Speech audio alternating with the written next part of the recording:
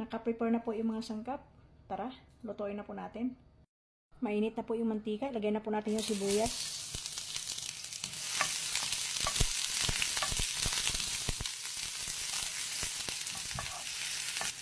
Lagay po natin yung luya.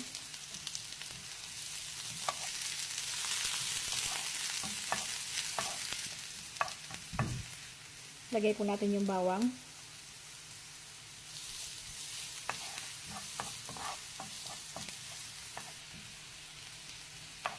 Maglagay po tayo ng green chili. Ayan. Maglagay na po tayo ng gata.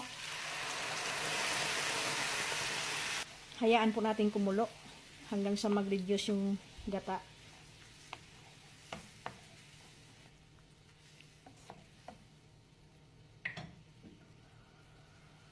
(10 to 15 minutes po.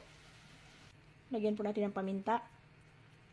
Lagyan natin ng patis. Haluin po natin. Ilagay na po natin yung hipon. Haluin po natin.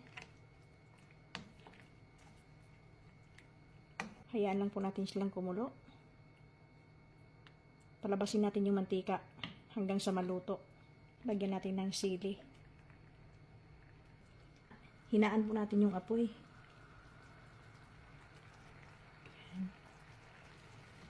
Haluin natin.